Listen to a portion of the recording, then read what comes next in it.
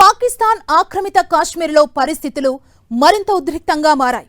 పాక్ ప్రభుత్వ చర్యలకు వ్యతిరేకంగా వేలాది మంది ప్రజలు వీధుల్లోకి రావడంతో ఉద్రిక్తతలు చెలరేగాయి. ఈ సందర్భంగా భద్రతా బలగాలు కాల్పులు జరిపాయి. ఈ కాల్పుల్లో ఒకరు మరణించగా 14 మంది గాయపడినట్లు తెలుస్తోంది.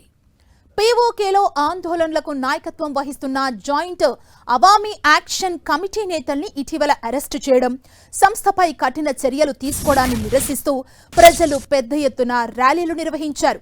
అరెస్టు చేసిన నాయకులను వెంటనే విడుదల చేయాలని, ప్రజాస్వామ్య హక్కులను పునరుద్ధరించాలని వారు డిమాండ్ చేశారు.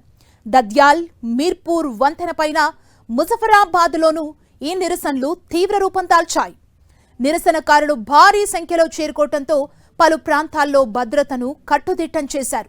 నిరసనకారులు వెనక్కి తగ్గకపోవడంతో వారిని చెదరగొట్టేందుకు భద్రతా బలగాలు బల ప్రయోగానికి దిగినట్లు తెలుస్తోంది. ఒకరు కాల్పుల్లో ప్రాణాలు కోల్పోగా పలువురు గాయపడినట్లు స్థానిక మీడియా వెల్లడించింది. నిరసనకారులను అణిచివేయడానికి పీఓకేలోకి వెళ్తున్న నిత్యావసర సరుకులు, ఆహార పదార్థాలు, అత్యవసర మందులను ప్రభుత్వం అడ్డుకుంటోంది.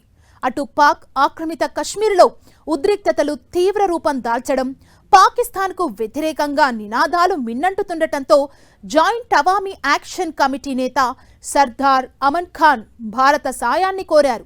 నిరసనలను అణిచివేసేందుకు ఈ ప్రాంతంపై ఇస్లామాబాద్ ఆర్థికాంక్షలు విధించిందని పేర్కొన్నారు. భారత్ మానవతా సాయాన్ని అందించాలని, నియంత్రణ రేఖ వెంబడి సరిహద్దుల్ని తెరవాలని ఆయన కోరారు.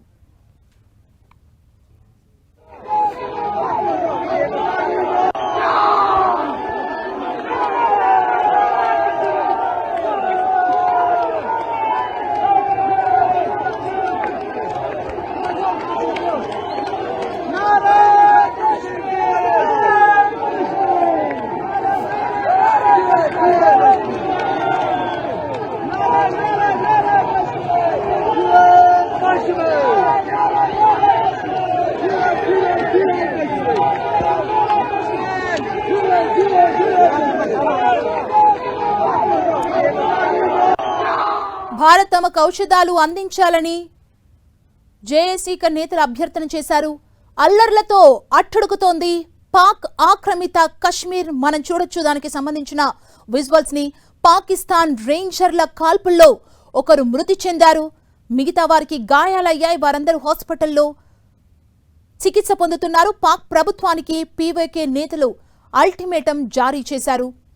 మనం చూడొచ్చు దానికి సంబంధించి డిమాండ్లు పూర్తి చేయకపోతే జూలై 9న ఫైనల్ యాక్షన్ తప్పదంటూ హెచ్చరికలు వారు ఇవ్వడం జరిగింది. భారత సాయం కోసం పీఓకే నేతలు అభ్యర్థించారు. మనం చూస్తున్నాం అక్కడున్న పరిస్థితులను చూడొచ్చు. ఉద్రిక్త వాతావరణం నెలకొంది. భారత్ తమకు ఔషధాలు అందించాలంటూ జేఏసీ నేతలు అభ్యర్థించారు. అల్లర్లతో అట్టుడుకుతోంది పాక్ ఆక్రమిత కాశ్మీర్.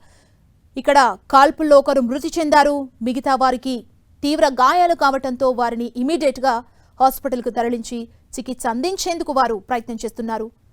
పాక్ ప్రభుత్వానికి పీఓకే నేతలు అల్టిమేటం జారీ చేశారు ఇప్పటికే.